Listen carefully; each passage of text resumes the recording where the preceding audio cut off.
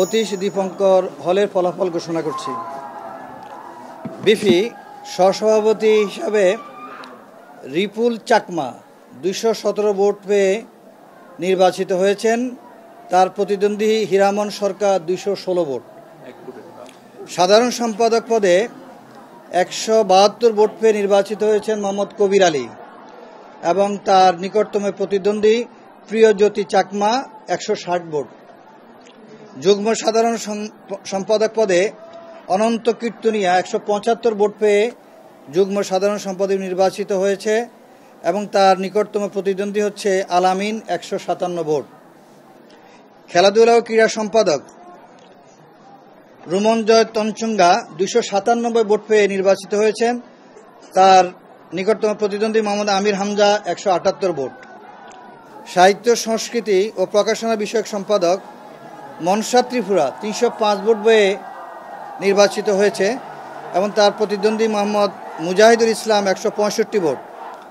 দপ্তর সম্পাদক পদে ওরিয়ন চাকমা ৩১২ ভোট পেয়ে নির্বাচিত হয়েছে এবং তার নিকটতম প্রতিদ্বন্দ্বী এ শামস কাদের ১৫৫ ভোট।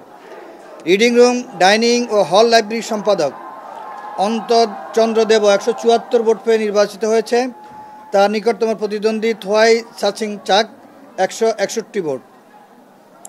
সমাজসেবা, পরিবেশ ও মানবাধিকার বিষয় সম্পাদক এখানে ১৭২ ভোট পেয়ে নির্বাচিত হয়েছে চয়ন বড়ুয়া। তার নিকটতম প্রতিদ্বন্দ্বী মোহাম্মদ মেজবাউদ্দিন শাওন ১৫৫ ভোট। বিজ্ঞান, গবেষণা ও তথ্য প্রযুক্তি বিষয়ক সম্পাদক অমিতাভ বড়ুয়া ৩০১ ভোট পেয়ে নির্বাচিত হয়েছে।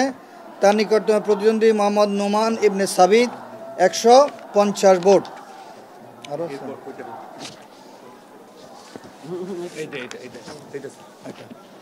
স্বাস্থ্য বিষয়ক সম্পাদক সিনেট চাকমা ২০৭ ভোট পেয়ে নির্বাচিত হয়েছে।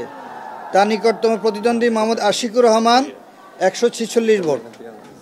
যোগাযোগ ও আবাসন বিষয়ক সম্পাদক আমানুল্লাহ ১৭২ ভোট পেয়ে নির্বাচিত হয়েছে। তার নিকটতম প্রতিদ্বন্দ্বী ধনদর্শী চাকমা ১৫৬ ভোট। নির্বাহী সদস্য পদ নির্বাহী সম্পাদক পদে বুঝতে পারছি।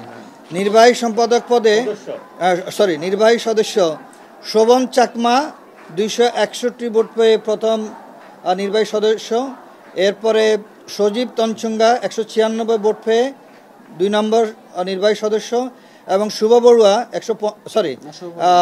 রাউরিং মোড়ো ১৮৮ ভোট পেয়ে তৃতীয় নির্বাহী সদস্য নির্বাচিত হয়েছেন। এই হচ্ছে আমাদের অতীশ দীপঙ্কর হল। ওটা মনে হয় স্যার এখানে নাই, ওটা আমরা বলা যাবে, আমরা পরে দেব।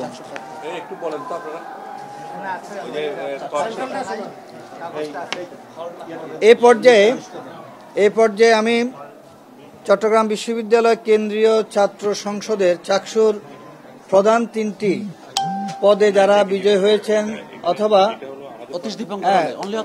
এই তো বললাম ওই 3টি পদে অতীশ দীপঙ্করের যে ভোটাররা তাদের ভোটে যারা এগিয়ে আছেন তাদের প্রধান 3টি পদের বিপরীতে আমরা ওনাদের ভোটগুলো বলছি। এখানে আমরা প্রথম, দ্বিতীয়, তৃতীয় বলবো না। এখানে মোটত হাইয়েস্ট যিনি পেয়েছেন আর নিকটতম যিনি পেয়েছেন দুটো আমরা বলবো, বাকিগুলো আমাদের অনলাইনে থাকবে।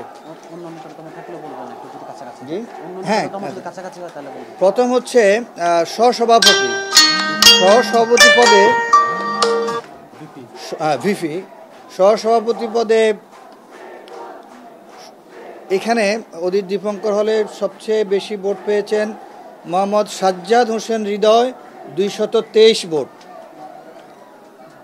এরপরে ৯০ ভোট পেয়ে কাছাকাছি আছেন ধ্রুব বড়ুয়া, তিনি ৯০ ভোট পেয়েছেন। মোহাম্মদ ইব্রাহিম রনি ৯০। আমরা বিপি পদে আর বাকিগুলো মোটামুটি অনেক রেঞ্জে আছে, সেই জন্য আমরা অনেক তো এই জন্য বলছি না, এই 3টে আমরা বলছি প্রধান 3টে যেহেতু কাছাকাছি আছে। এরপরে জিএস সাধারণ সম্পাদক পদে অতীশ দীপঙ্কর হলের যে ভোট পেয়েছেন তিনি সাফাত হোসেন সাধারণ সম্পাদক পদে সাফাত হোসেন তিনি পেয়েছেন সর্বোচ্চ ভোট ১৬৪ ভোট।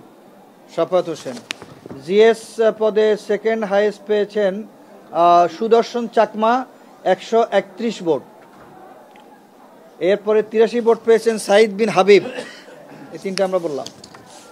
এরপর যুগ্ম সাধারণ সম্পাদক পদে সর্বোচ্চ 266 ভোট পেয়েছেন আইবুর রহমান তৌফিক, এবং যুগ্ম সাধারণ সম্পাদক এর নিকটতম প্রতিদ্বন্দ্বী হচ্ছেন কাছাকাছি ভোট পেয়েছেন 62 ভোট পলাশ দে। এরপরে 57 ভোট পেয়েছেন 57 ভোট পেয়েছেন মোহাম্মদ জাকিরুল ইসলাম জসিম যশোদ জাকির। এই হচ্ছে আমাদের বিফি জিএস এজিএস যারা অতি দীপঙ্কর হলে যারা জি এজিএস পদে মুন্না কই, হ্যাঁ না না মুন্না পুরো নামটা কি কই নাই তো এজিএস, ও আচ্ছা সাজ্জাদ হোসেন মুন্না, তিনি পেয়েছেন 45 ভোট, 45 আর কি লাগবে কিছু আপনারা বললে বলতে পারি, অসুবিধা নেই। হ্যাঁ আচ্ছা টোটাল বোস কাস্ট তো টোটাল বোস কাস্ট হয়েছে অতীশ দীপঙ্কর হলের টোটাল বোস কাস্ট হয়েছে, দুটো যোগ করতে হবে তো,